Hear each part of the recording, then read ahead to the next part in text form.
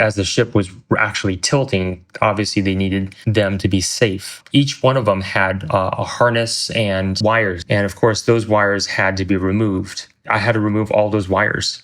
And it was quite painstaking. The production playbook. You know, you're kind of downplaying it, but man, these movies were big. I mean, you've done Pirates of the Caribbean, you've done Spider-Man, you've done what's the other one? Twilight, I think. Twilight, I saw on that reel. You've done Twilight, man, Hellboy, right? Was it? Yeah. Then you had League of Extraordinary man, Gentlemen. I can't even remember them all. They're all yeah. Don't forget Shark Boy and Lava Girl, okay? Hey, you know, my son loves that movie, Shark Boy, Lava Girl. You gotta tell us all about that. Yeah, I mean, it's definitely before K-Love, I was working in the visual effects industry for 11 years. So starting at around 2002, and it was a fun run. Got to do a lot of kind of what you guys mentioned. Had a hand in some of those films and just understanding the amount of work it takes to just prepare and create imagery to that extent. It's a huge team. It's a huge endeavor for a lot of different people and teams and creatives that is just their passion is to create imagery that helps the story and helps the imagination and the vision.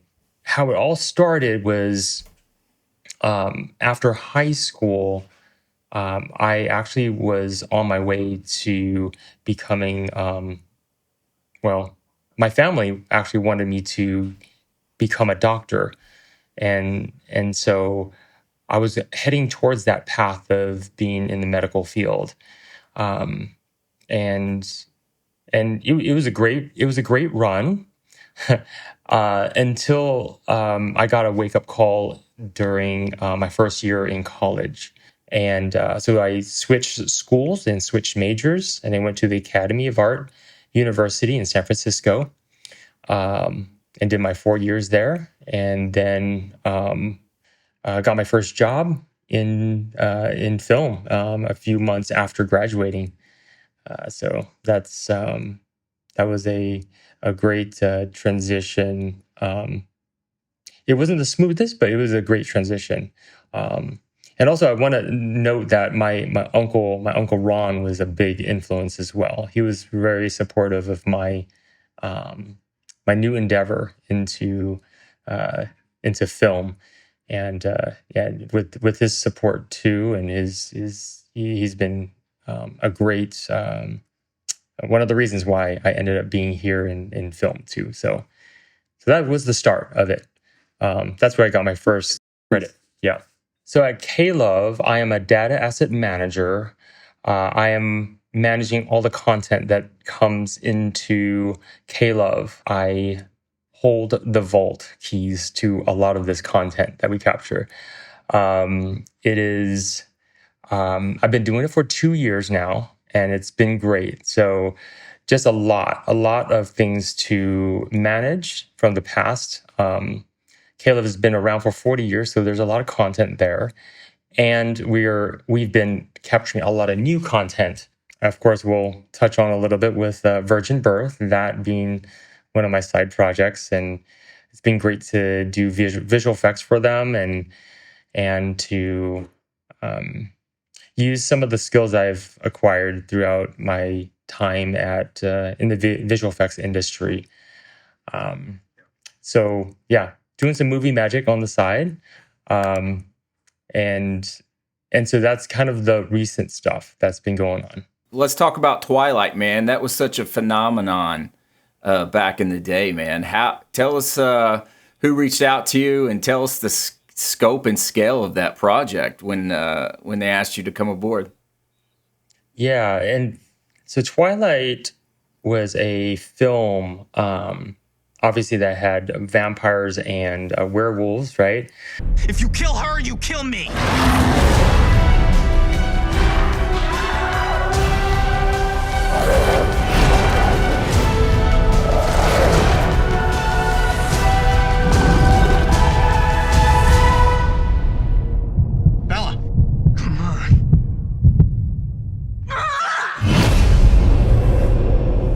The werewolves was developed by a company called Tippett Studios.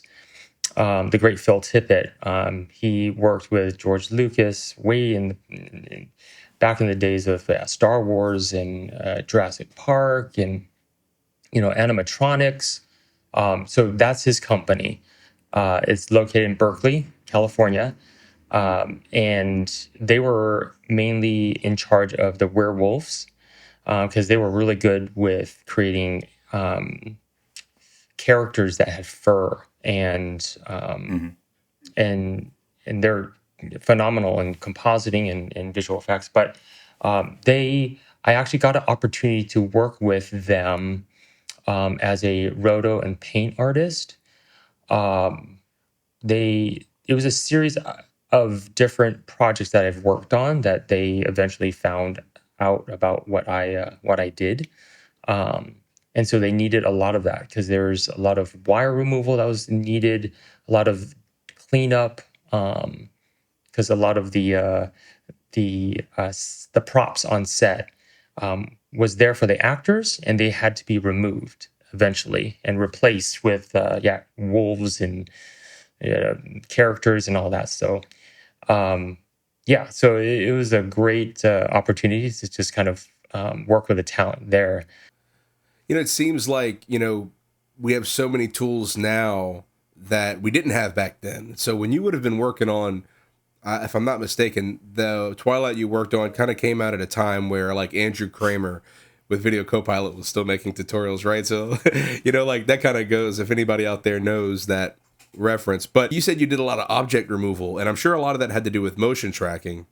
And obviously you have to, I noticed on some of your BTS shots, the actor is surrounded by green screen and they're on like a green screen mechanical bull. And the only thing separating their butt from the machine is like a fur saddle, right? So you kind of have like this hint of what the extension of the animal is going to be. I believe in one of your examples, even Ted, the hair washing scene, there's like little furry pegs that are going to be replaced. So can you talk a little bit about the layering with the object removal, and then how do you blend the on-set, what's captured on set into a realistic environment? Like, talk a little bit about your role and kind of in a workflow of many, many layers. Talk about which layers you've really honed in on. Can you kind of dive into that detail?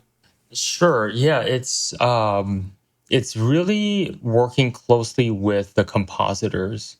So I was in the department of roto and paint, which is a lot of the kind of prep work that and clean up work, removals of certain objects, so I then hand it off to the compositor. The compositors does all the layering of the CG elements, taking all the roto mats that we create and the painted plates, and they assemble it. So for me, working with a compositor is really important because I want to make sure I produce plates that will essentially help them with their final composite.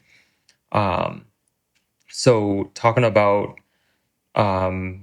the division lines in which, you have something that's captured in reality, and then it blends in with the CG environment or CG character, right? So making sure those areas are as clean as possible is key. So if the saddle or the edge of the saddle overlaps with with the mechanical bowl that's usually covered in green, when doing that, like we can do what's called extraction, trying to key out the green to make it transparent, so that the CG, when they comp in the CG, that you can see right through the green. At the end, anything that's not supposed to be there, green screen or blue screen, obviously that has to be removed completely. So making sure extractions are clean because if there's not a clean green screen, you can get a lot of chattering, a lot of noise, and that is an issue when it comes to compositing. If it can't be cleaned, then rotoscoping comes in, and rotoscoping is the meticulous, almost like tracing of an edge. Frame by frame. Could be frame Frame by by frame, yeah. frame. And yes, we try to automate as much as we can with the system that we use, the compositing program. Back then, it's called Silhouette FX, or even Nuke. There's different roto tools that we have to kind of track things in to minimize the frame by frame. But sometimes, it's the camera's moving so much, the character's moving so much, things can't be tracked or automated. So it then becomes a frame by frame thing where we're advancing 2 frames up, 2 frames back, maybe 5 frames up, 5 frames back, or even the next frame back and forth to make sure the rotomat is not chattery. So those division lines are really important, where the CG and reality meet. So it's trying to make that as clean as possible can be challenging, but yeah. What was the difference between Twilight and then now moving on to Pirates of the Caribbean? Like, was there a different process you went through on both of those projects? Because, man, I'm a big Pirates fan myself, so. All that remains is where they make their final stand.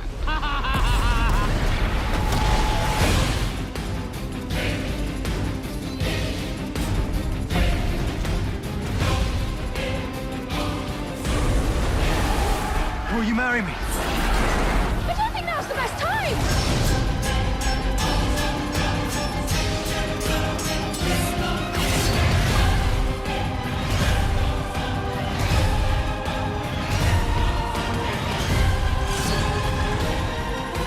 You're mad.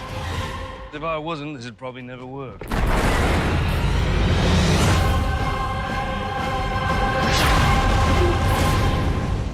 For Pirates, it was like they built large model ships that was on conveyor belts and moving.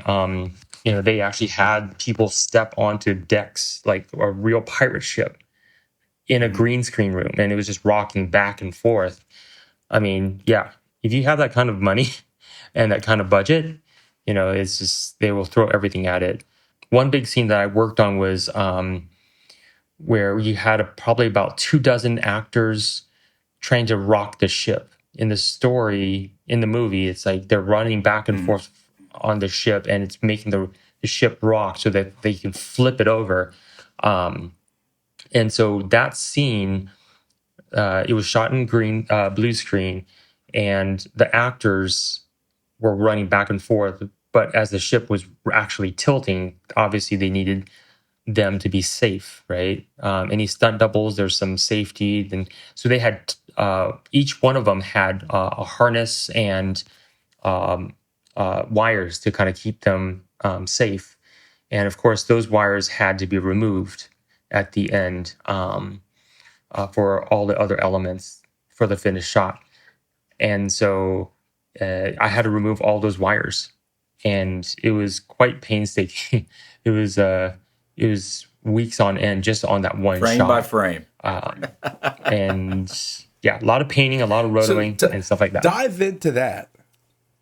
Let's dive into that. Like, so when you're removing objects, and I know you said you have some tracking software and like the wires, it's such a small thing. It's like, oh, you almost wish, oh, if only we could just hide this. But are you like essentially having to not only remove a wire, but the attachment points? Because I've noticed that sometimes where the harness will attach, it's going to distort the clothing or the costume, right? So is there an element of like maybe reshaping or remolding digitally the way that the costume interacts with that, lanyard attachment? Yeah. Connection points is where they have attachment areas. That is one of those.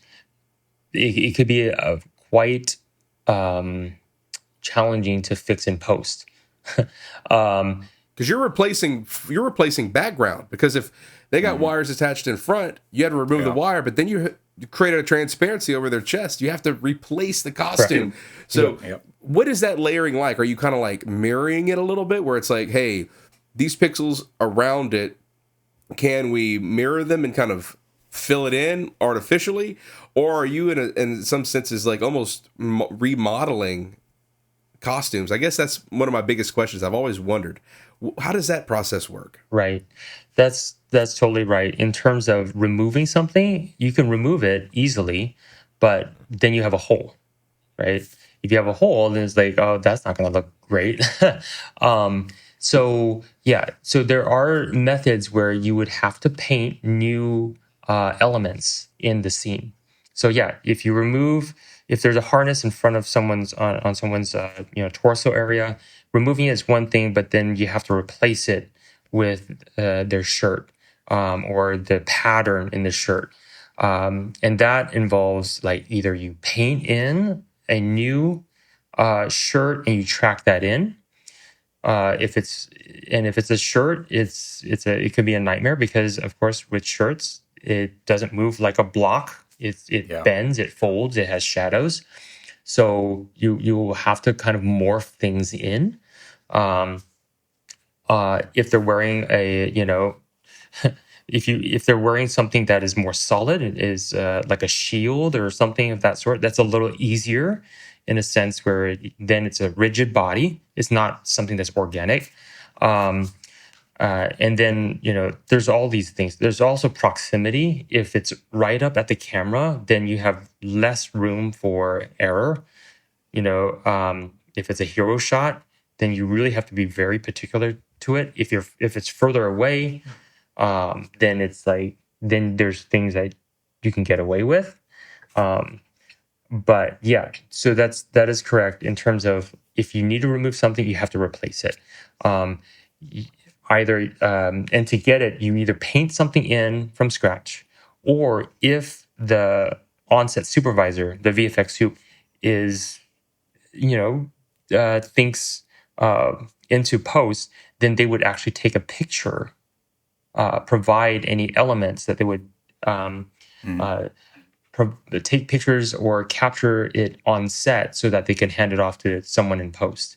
So it would be pretty much like a clean plate that they would shoot. Someone with the harness on, someone without the harness on, where you can see the textures and all that. Hand that off to a compositor, where they can then replace and patch up the hole. Every scene needs a floor. These are the sounds that give it one. Large spaces, real movement. Sonic Volumes Construction Ambience, Volume 1. Let your scenes stand on sound.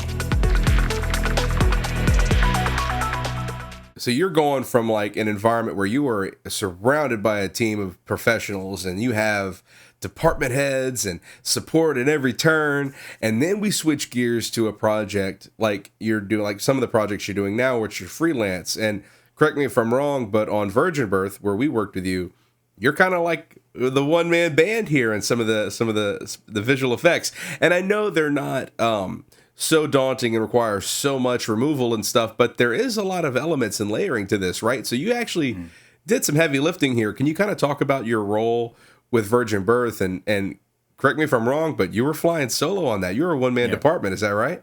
I did have a question. So on what Jacob was saying to plates on Virgin Birth, right? So you didn't work with a green screen or a blue screen. You went out there and shot a clean plate. Can you tell us the difference between working on Pirates and those type of blue screens and green screens to when you were shooting and working with Virgin Birth, you were just using a clean plate? Can you tell us a little bit about the different processes on that? Mm-hmm. Right.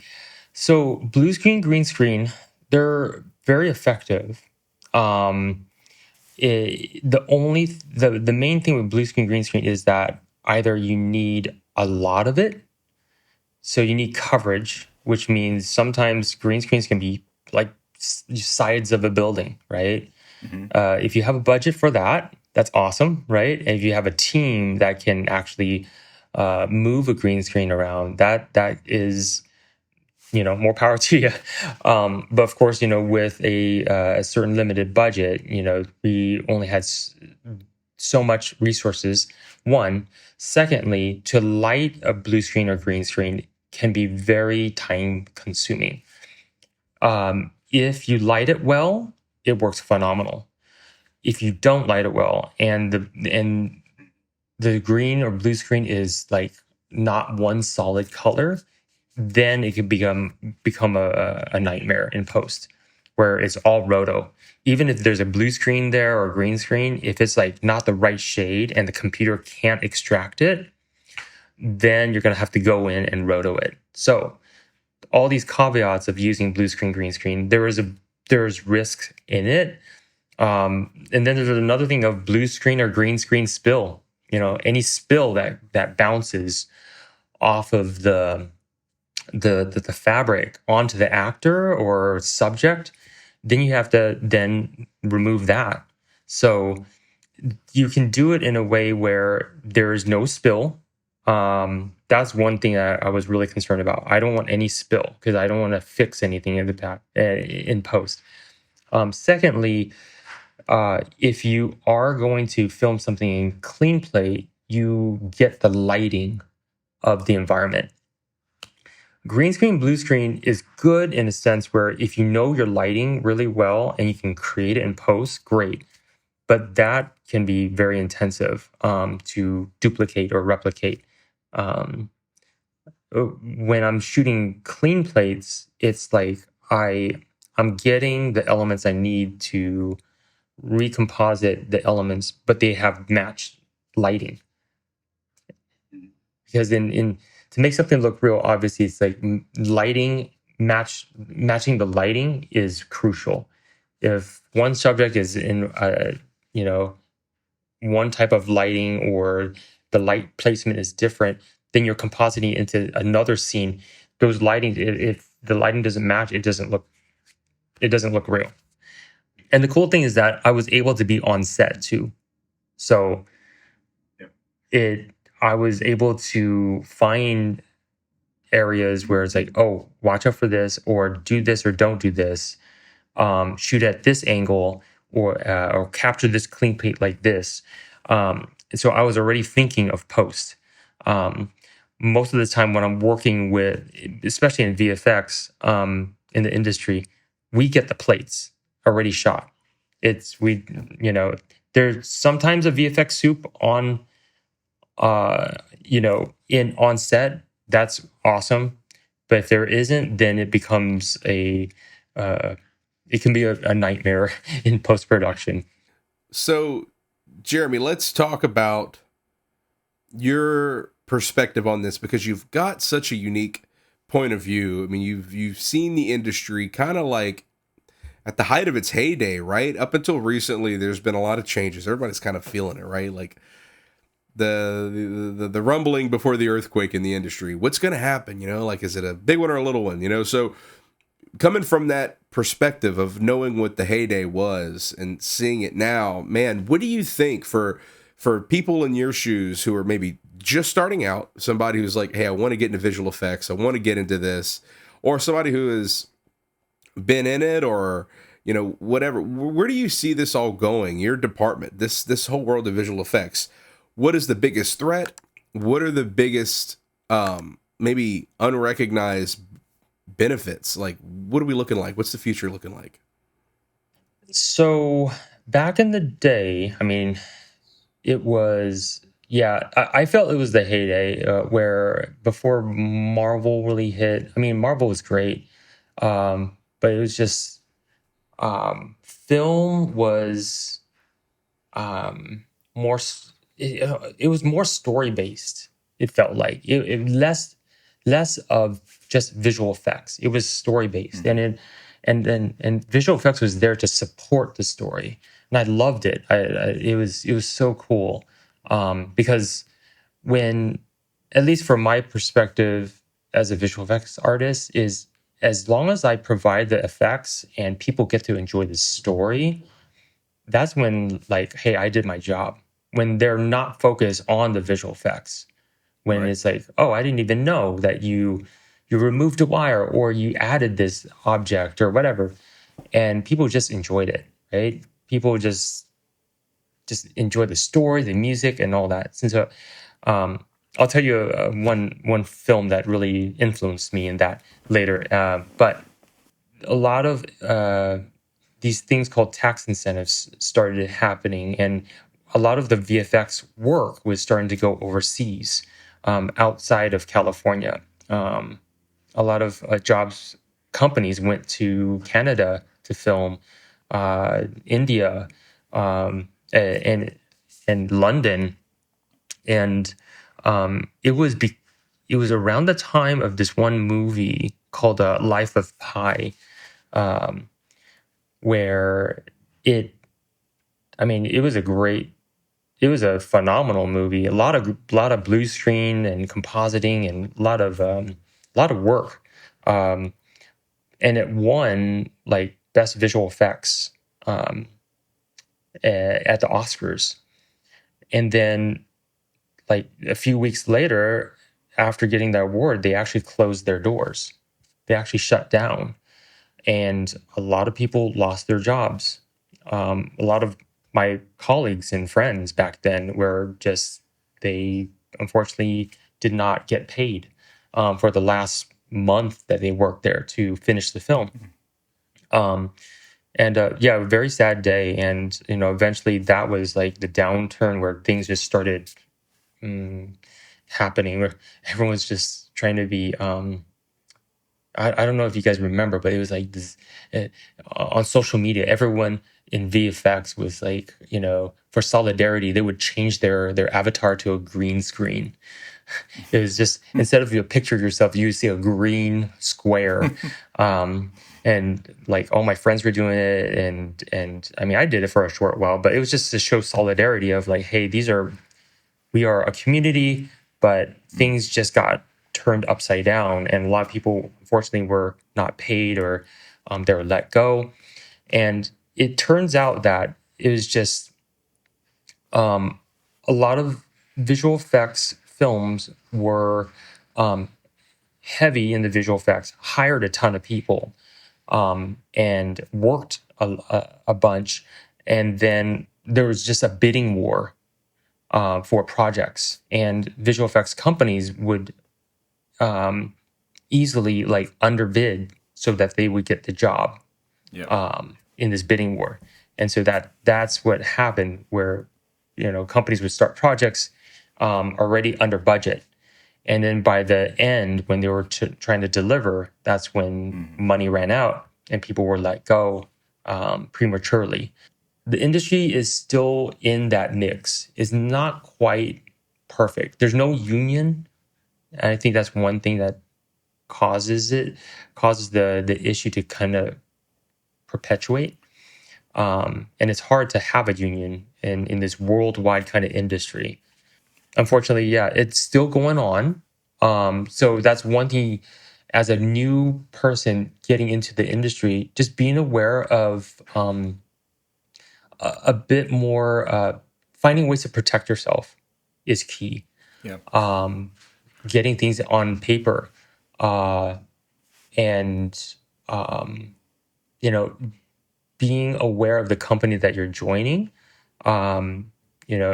just having good documentation, all that stuff. That's the best thing. I would say, a little bit more, business, know-how, instead of just jumping into it and just taking that job. Because yeah, it's still kind of going on. It's just a industry that can be very cutthroat. Yep. And yeah, I remember that, finding one project, getting on in working in a company, and then already thinking about my next project. We all do that. Acting, directing, everything. Yeah, You're always thinking about the next. That's But, right. man, And look, Jeremy, hey, I want to real quick. I want to leave on a high note, because I know we were kind of a little bit of despair, and I know we're running short on time. But real quick, Jeremy, what is exciting you on the horizon in this department? What new software? What's happening that's really got you like feeling excited about your art right now? Is there anything that stands out? Well, I think it's it is really, I mean, telling great stories. I think that's the thing. Like finding a great story and finding ways to support it. I think that's the thing for me. If we can continue to do that, Yep. and I think the movie industry would be just, I mean, it would be so different now. I mean, it's just about pumping things out now. It's just like box office, it has to hit numbers, it has to have good marketing. If we can get back to the basics of that, I mean, it would really help bring people back to those good old days, right? When it was worth it to go watch a movie in the theater.